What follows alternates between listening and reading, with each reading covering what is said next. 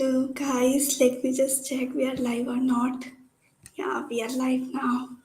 So I hope you all are doing well. So yeah, we are live after a long break. Yeah, I have some personal work to do and a lot of things going on in my life. So that's the only reason. But forget about it. And we have Arnab with us, and we are going to have a live podcast with him. And Arnav was one of the Summer of Bitcoin Fellow in 2021 and intern at CyberRock Wallet as well, and upcoming software engineer at Google as well. So, a lot of achievements of him. And he's going to share his experience with open source and Summer of Bitcoin in journal. So, as the topic suggests, exploring the future of Bitcoin with the Summer of Bitcoin Fellow, it's quite engaging topic. So, let me just ask first question from Arnav. And if you have any questions you want to ask in the with Arnav, you can put it out in the chat. We will take this particular questions in the end. So, can you please tell us a bit about yourself and your background, Arnav? Sure, Bhavna. Thanks for having me. Hi everyone. I am Arnab Sen. I am currently a final year engineering student at IIST Shibpur. I'm right now pursuing my BTech in computer science, and I have been a Google SWE intern, and I'll be joining them next year, like this year. Um, Other than that, I have been into a lot of things. Like I did a competitive programming in my first and second years. I played CTF, but lately I have been very much passionate about open source, and that came up to me through the Karuna Sif fellowship that I got. Post that, I've had the opportunity to be to contribute to Bitcoin Core through the Summer of Bitcoin, and we will be talking about that in today's podcast. Yeah. So, just a general question: what led you to pursue a career in technology and coding, and how did you get started in this field? Like most of us will be curious to know about that. Um, well, talking about technology, it would be like I was glad to have a personal computer when I was in class five, and my interest towards computer came up through games, like most of us maybe. And so, like I remember, I used to play with the config files of the game to make to give myself infinite health or infinite bullets and something like that. So later on, I realized that instead of breaking stuff through coding, we can actually build a lot of stuff. And it was, but still, then I was just tweaking around, playing out with stuff. Uh, it was in 11th standard that I took computer science more seriously because we had that in our course curriculum. And later on, I thought that this is a stream that I want to pursue. I do want to do a major in, and that's why I chose computer science in my college as well. So, and once I chose computer science in the college, it was pretty much, like we had a lot of good seniors who guided us about what to do. And I explored different fields, and yeah, here I am today. Yeah, the one thing that inspires me to work with computer science and all. So, like being a computer science student, you can solve the real world problem just sitting down on your laptop and build some cool projects and all. So that's a Correct. motivation for me to work on that. Yeah, I agree. Yeah. So let me just take another question. Like, could you please give us some overview of the Summer of Bitcoin program? Like, most of our viewers might be not familiar with that or know about this particular thing. Like, hmm it would be helpful if you can go ahead and do that. Sure. So, Summer of Bitcoin is in simple words, it's an open source opportunity, an internship opportunity for university students. And the main goal is to teach the university students what Bitcoin is, the technicalities of Bitcoin, and how Bitcoin works. And at the same time, we can it teach like they also talk about how to contribute to Bitcoin related projects. You can like the viewers who are new to Summer of Bitcoin can learn more about the Summer of Bitcoin through their website. So I'm just share my screen right now and showcase the website. seconds. Is my website visible? Yeah, it's visible. So yeah, so once you visit the summerofbitcoin.org, you can just maybe pin this link in the chat on that. And like Bitcoin, they have kept two different tracks. One is the developer track, where you tend to work more with the the internal Bitcoin architecture and how it works, the code and everything.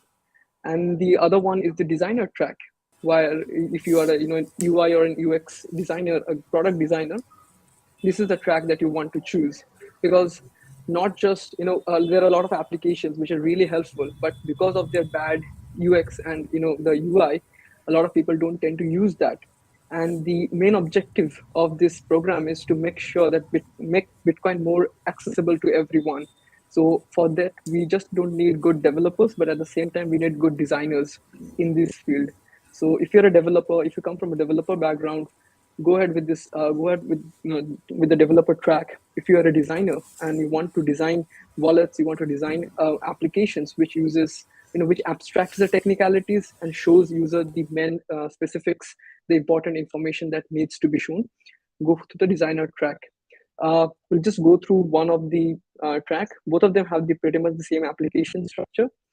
The first is basic details. Then they ask you your LinkedIn, your GitHub, your coding profile if you have any, and if you have any past GSOC or any other open source experience, and why do you want to apply to Summer of Bitcoin. Now, I would highly request you all to when you are filling these details, be more sincere, because a lot of time happens that if you have good open source experience, you might be fast tracked in the application process. You might be the screening test might be skipped for you. You will be directly sent to the proposal round. Same thing for the essay question. Don't just put filler words, try to just make the essay long and fancy. Make sure you specify the to the make sure your answer is to the point and specific to why you are actually interested in Bitcoin and you want to be a part of this program. So that would be the overall structure. And if you want to know about how it works, so let's go to the timeline once real quick. So right now the application process is going on, the student application period. It will go on till 1st April. And batch wise they're screening students. So like a certain amount of students are receiving the assessment link. And then once they complete the assessment, if they're selected for the proposal round, which in this round they will be taken to a website, sorry, a Discord server. And in that Discord server there will be mentors from different mentors and maintainers of different organizations, who's and you can just interact with them, solve your doubts, learn, interact with other mentees, and work on your proposal. And once your proposal gets finalized, once like accepted, you can start working on the project that you chose. And then there will be two evaluations, the mid evaluations and the final evaluations. And finally you will get a handsome stipend as well in the form of Bitcoin. Yeah. But the most important part is that through this entire Summer of Bitcoin journey, you will learn about open source. You will have your orange pill moment, and I think that's pretty much. And if you're applying, if you're thinking of applying for this, I would highly suggest you to go through the student guide.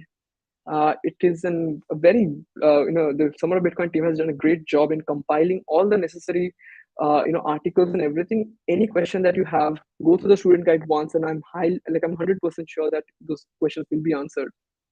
So there is question like what is Summer of Bitcoin, if you're eligible, how it works, and then if you are in the proposal round, if you are have doubts about how to write a good proposal, everything's over here. So I would highly suggest you to go through the Summer of Bitcoin guide once.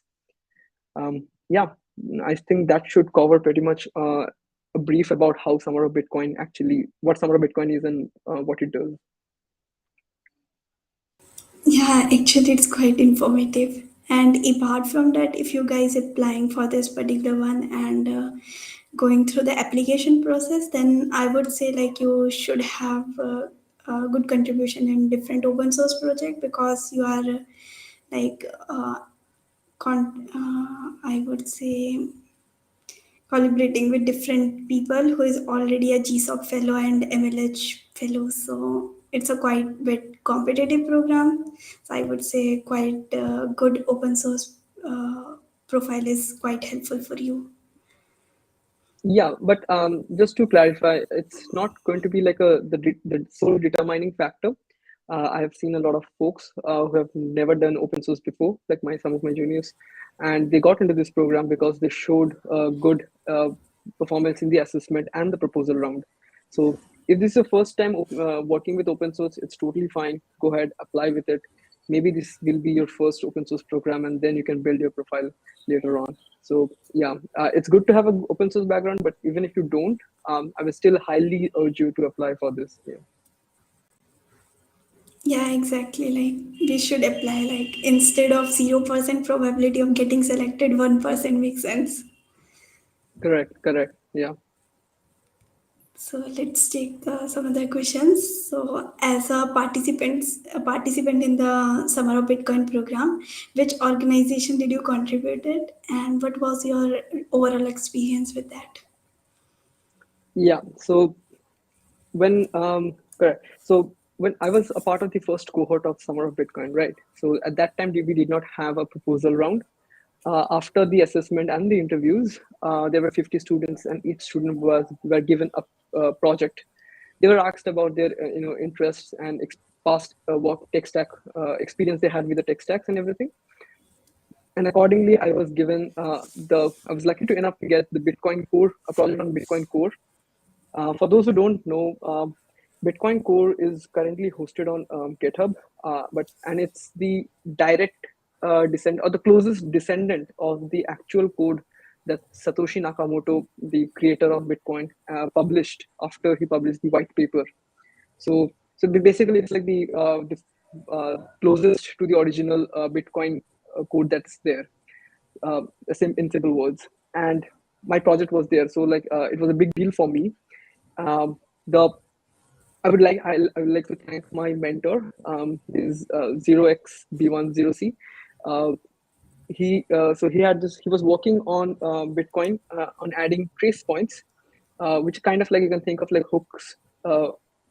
And my project was to add trace points to the UTXO set, which is the unsigned transaction output. I'm not going to the detail; it's going to get more complicated. But yeah, my experience was initially when I was, introduced when I was told that my project is this. I was very scared. I had no idea. I had never worked with something like this before, and it was a hard time grasping the initial concepts. But as time went on, and with the guidance of my mentor, I was able to make contributions. And yeah, so it was a great experience. Most importantly, what I enjoyed was the sessions that we had. So this is the thing, like Summer of Bitcoin is not just about you making contributions to the Bitcoin projects. It's a lot more about learning Bitcoin and sharing your knowledge with everyone else. I remember like we had this peer discussion sessions during. So every week we had this one topic. Like we had like 5 people were in a group, and every person was given a particular topic. They had the entire week to prepare everything. They had the entire week to research on that topic, prepare everything. Let's say what is SegWit or some BIP protocol or something. And by the end, in that week, they will all come together in a Zoom meeting, and we will put forward what we learned and everything in a much simpler way, and like also cover the technicalities. So that way, I was able to learn very quickly. And I've never had something like this before, so it was really enjoyable and really a learning moment. And also, if you are in the proposal round, or if you will get into the proposal round, you will find that there are people who are maintaining Bitcoin Core. They are having discussions over there in the Discord. So it's a great way to meet people from different backgrounds, with people with 20, 30 years of experience. So I think that's a beautiful opportunity, and I was really grateful to be a part of that. Yeah, awesome. Like it's the power of open source. Like if you are new in this particular organization and haven't worked before, you can learn side by side and being contributing. It's a quite learning Absolutely. experience as well. Yeah, I love your journey. So, for someone who is interested in participating in this particular program, what suggestion and advices you would? like to offer them? Sure. Um, so first thing would be that so this was the question a lot of my juniors asked me that I don't know anything about Bitcoin. Should I apply or should I just prepare this year for Bitcoin and next year should I apply? To them, my suggestion would be that even when I applied, I had zero knowledge about Bitcoin. Like only thing I knew about Bitcoin was the that it was very easy to make money and everything that media told us about, right? So all the scams, all the easy money ways, and those stuff. But when the summer of Bitcoin experience came up, I digged through a lot of the actual technicalities and stuff. I watched some of the YouTube videos, and then I started to understand what an engineering marvel it is, and I felt that okay, maybe if I go through the summer of Bitcoin process, at least to the application round, I learned so much. So maybe if I go a bit deeper into the application process, I might learn something more. Okay, it's fine if I don't get selected, but during this process, I might learn something. So hence, I moved ahead. There was one of this during one of this round, we had to pick an issue on from the Bitcoin project, and we had to share our approach on how to solve that issue. Now, this is something very new for me. Like, I mean, I have contributed to open source projects before, but these were mainly web development related projects, and they had smaller code bases. Bitcoin core code base is huge. Like it has C++, C, Python testings, and everything. So I remember I spent around a week figuring out a couple of issues, trying to read the comment history, trying to understand what's going on. And during that process, even I learned various things about cryptography, fuzzing, and everything. So the application process was so resourceful to me, and what I would, yeah, coming back to the original question, like my suggestion would be that go through, like, give your best, try to look out for information wherever you can. Since now there has been two cohorts already of Summer of Bitcoin. You can read a lot of a lot of folks experience through their blogs. The Summer of Bitcoin YouTube channel does a regular podcast with a Summer of Bitcoin fellow. They have these amazing videos as well. So there are a lot of resources right now out there. In my time, there wasn't any, actually, because that was the first time. So go through them, try to understand, and whether or not you're prepared or anything, just apply, because through the application process you will learn even more. I think that would be my suggestion, my advice. Yeah, like this time itself, SOB applications process, initial application process got changed. Like they provide a course for the same, and then you need to read and learn more about this particular course. We've got to learn a lot of things about Bitcoin and other things. And then you need to write about what you learned from this particular course in the Discord server. It's quite the learning experience. Like if you're looking to get into it, it's a quite learning experience. So let me just take another question. What are some of the benefits of participating in the Summer of Bitcoin program, like both in terms of personal and the professional development? Mhm. And do we get any opportunity to network and collaborate with industry level experienced people in the Bitcoin technology? Yeah, short answer, yes. Uh, so just to dive more into that, personally, I learned tremendously about software development. Like this was maybe the most I learned during my entire college year about how software development works, and about open source guidelines. And the thing is, I also talked about this in my last podcast. Like the more you do open source, you become a good software developer in general, because you have to keep mind of code quality, you have to keep mind of commit messages, you have to keep mind of tests and everything. And those are the very key principles of any software developer, right? So if you are making a lot of open source like contributions, you eventually be a very good software developer.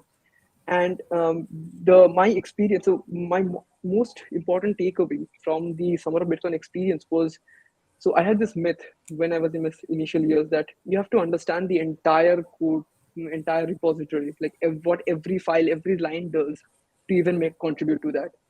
And that was such a wrong assumption.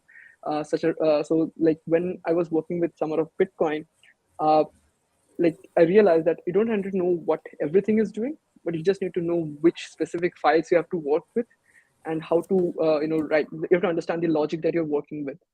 So in a way, and so those kind of key takeaways of how to look for files, how to look for the specific places where to work with. And I think this is a common question a lot of juniors ask, like, even with GSOC the contributions, there is the code base is so big, how to know which files to change or how to know the thing. So my suggestion would be to build the project first, run the tests, try to play with the test cases so you know which functions are getting called, look at the documentation, read about them. And that's why. And I saw an effect of this during my Google internship. Like the second week I was assigned a task, and I was able to complete the task in like 2 days. And my mentor was like, I didn't think that it was a very big deal, but my mentor was that, like, how did you do it so quickly? Like, how did you know which files to work with? And then I realized it's because of my Summer of Bitcoin experience, that I had the experience of working with big code bases. So that's like the personal career wise what helped me. Professionally, I felt that the amount of people had, like, the Discord server, the Summer of Bitcoin Discord server is like it's a gem. Like the amount of people, amount of knowledgeable people and really smart folks that you're going to meet over there is crazy. Uh, After Summer of Bitcoin, so Summer of the thing is this: we, like, in the recent years there has been a huge influx of job opportunities in this space, right? And Summer of Bitcoin has become like a certification that you are fit for Web3, you're fit for crypto, in this crypto space. Because if you're a Summer of Bitcoin fellow, which means that you have good software development skills, because you're working with highly stable, highly high traffic softwares, right? Which software that are being used on a regular basis, like Treasure, like Bitcoin Core, like Galois and everything. At the same time, you are you have the knowledge of Bitcoin, right? So like and that is very important, that's very crucial. Like knowledge of Bitcoin and blockchain is crucial if you're going to have a career in the Web3 space. So what happened was that those like during my time, every fellow who came out of Summer of Bitcoin directly got a job opportunity at some of the Web3 spaces. Like right now I'm working like I'm interning at CypherRock, which is a crypto-based, like we are building, we are revolutionizing how seed phrases are stored. And so this opportunity even came to me because of my Summer of Bitcoin experience. So I think there are lots of benefits of Summer of Bitcoin. And yeah. Yeah, awesome. Like you guys need to meet a lot of people during the interview like program itself. Yeah. Yeah. So, what kind of support and resources are available to some of Bitcoin participants, and how are they mentored and guided throughout the program?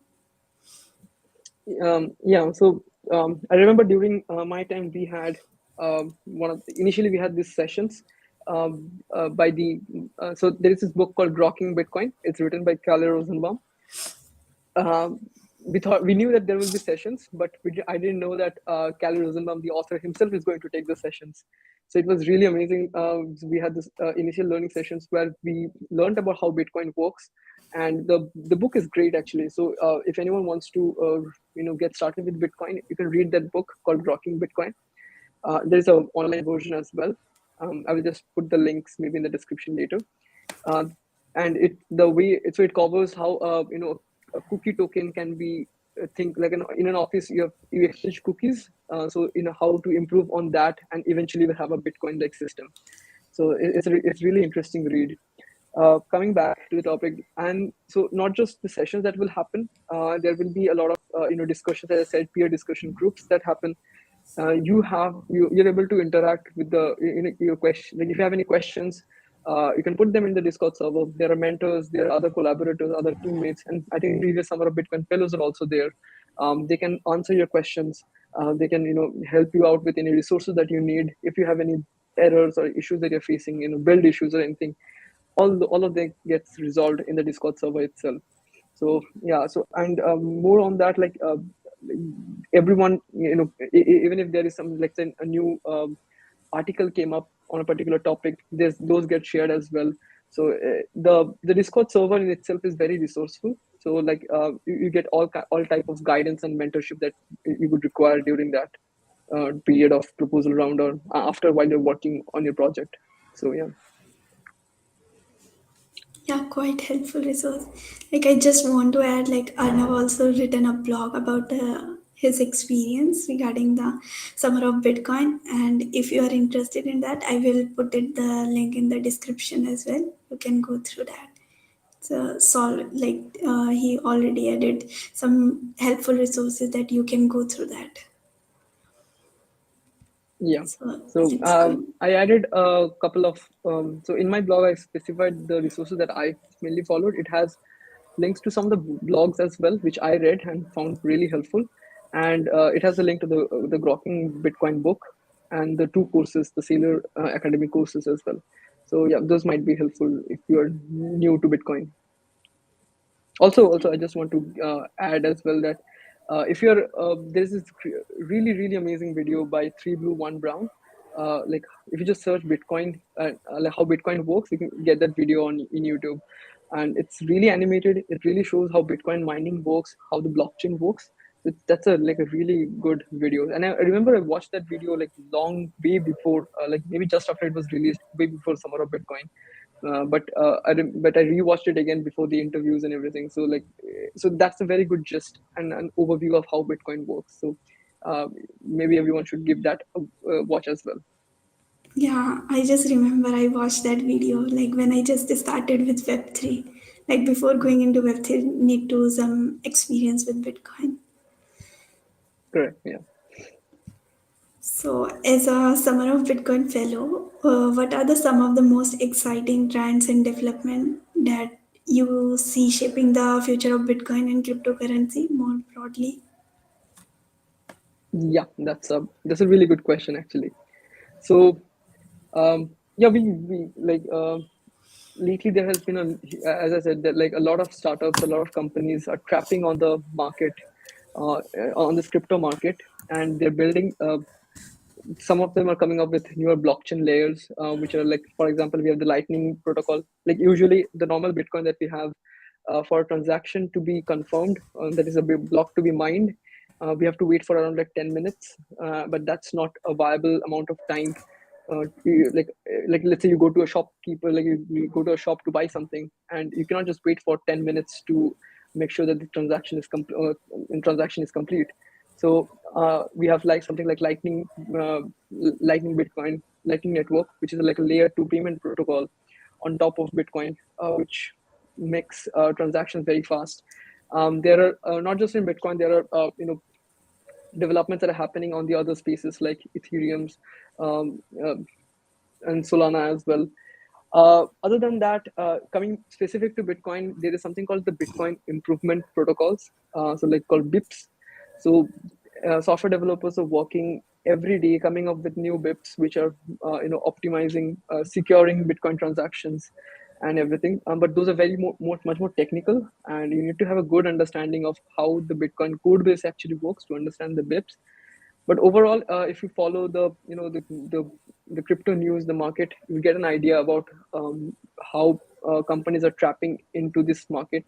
Just to give an example of the company that I'm currently working on, uh, the the the the USP of CypherRock is that they have decentralized the seed phrases as well, so thus making the seed phrase, which is like the crucial part of your Bitcoin of a wallet, much more secure. So like the seed phrase gets split into four different cards in a device, and you can use any one card and the main device to make a transaction. So you don't have to store the seed phrase somewhere.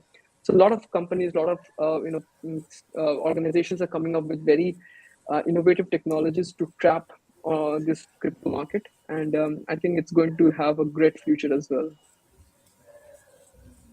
Yeah, hoping for the same as well. Like recently, I attended a seminar that was given by Harsh, and there was one of the people who is saying Web3 is a scam. Yeah, I mean, yeah, a lot of yeah, I understand where they're coming from, because the media only portrays those kind of stuff which gives them a lot of views and TRPs, right? And we like to watch videos where people get scammed or something bad happens, so or controversial stuff, right? So that's why they only have those. The idea they have about Web3 is based on those images that are portrayed by the media companies, and so that's the reason. But I'm not saying that people are not getting scammed in this space. uh, we have seen a lot of the FTX scandal that happened, and a lot of NFT scams happen. The thing is, one needs to understand or have the basic idea about this space, because scams are not just isolated to Web3. There are a lot of scams that happen in with related to fiat currencies as well, right? So a lot of cheat funds and everything happens. So it's at the end of the day, it's up to you to protect your assets. So make sure that you have good knowledge, good understanding of your assets, be it crypto, be it cash, be it gold. You can get scammed in any way. So it's not isolated to Web3. And yeah, so Yeah, exactly. Makes sense. So, how do you see Bitcoin evolving in the upcoming years, both in terms of technical capabilities as well as broader role in the financial industry? oh yeah, that's a very good question. Well, the thing is, we initially, so before the lockdown, we initially saw a good bull run of Bitcoin, right? So talking for the financial perspective first. So and after that, the Bitcoin valuation dropped a bit. But there was this one great saying that I heard during my summer of Bitcoin experience, was that it doesn't matter how much one Bitcoin is to rupees, like how much one Bitcoin is to how much rupees, or how one Bitcoin will always be one Bitcoin, period. So irrespective of the valuation, what people must look into is not not fall for these kind of financial tricks and the market, uh, um, the basically the Bitcoin market, and whatever happens in that. Instead, focus on why Bitcoin is such a marvel, such an engineering marvel. Like the like the how Bitcoin works, the transactions, how the transactions, like how, since it's a decentralized network, how they all come into a consensus that okay, this is a valid transaction and this is not, and how everyone knows that, and why it's going to be permanent, how it can avoid double spending, how the Byzantine generals problem gets solved. So all these things, if one takes a look into those, they will understand the how Bitcoin is such a crucial factor. As you said, like a lot of, like some of my friends also say that Bitcoin is attached to a lot of illegal activities, so it should be banned, should not be used. The thing is, like my point remains the same, that the majority of the Bitcoin transactions are legitimate and illegal, but uh, and mostly people use it to buy stuffs, and for investing purposes. The best part is the Bitcoin transactions are all transparent, right? So it can be traced, like the amount goes to which address, you can know that. And so it kind of makes it Bitcoin much more difficult for illegal activities, because it can be traced and it can be linked back to them. And at the end of the day, the technology is neutral, right? And it can be used for both good and bad. It's up to the individual users to know how to use it responsibly and ethically. The governments don't Some of the governments don't prefer Bitcoin, because uh, governments wants to have their finance in their control.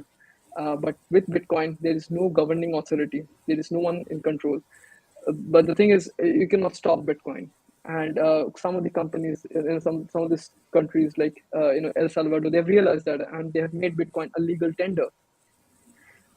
During this war as well, like if you remember, like when the war was happening at Ukraine and Russia, the the bank servers were down, so they could not send money to the families out there who were in need of amounts, and donations were not happening. And then the solution was Bitcoin donations, because no matter what happens in the world, you cannot stop a Bitcoin transaction. And so Ukraine has started to like started to take much. So they've set up this ministry on digital currencies and everything. So I don't remember the exact details, but yeah, they're taking up Bitcoin. They're looking forward to its future. A lot of people talk about the liquidity is not liquidity, the basically the change in the prices of like the Bitcoin, right? So what happens is that the like if you compare the Bitcoin, the change of price in Bitcoin to that of something like Venezuela, which is suffering from hyperinflation. People realize that, so for example, the situation in Venezuela is like one cup of coffee is for 1 million bolivar. So like you have to give 1 million to get a cup of coffee. and the inflation is such that, let's say today you earned today a piece of bread is like for 10 rupees, tomorrow it's going to be like for 1000 rupees. So if you have 10 rupees, are you going to save that 10 rupees in your bank account? Because obviously not, because that 10 rupees gets you one bread piece of bread today, but tomorrow it's not going to get you that. So compared to that, the price of like the fluctuations of Bitcoin price is much safer. And also, like for migration purposes, what happens is like the customs, they don't allow more than certain amount of limit, like some certain amount of money to take you off the border. But with Bitcoin and Ethereum, you cannot stop that. So these are the just some of the few reasons why cryptocurrencies and Bitcoins are going to take over the world. They're going to take over. And I see a huge future in Bitcoin and cryptocurrencies in general. There are shortcomings, no doubt in that. Like the Bitcoin mining takes a lot of power, but what I believe is, like, if people can all come together, they can put forward their ideas.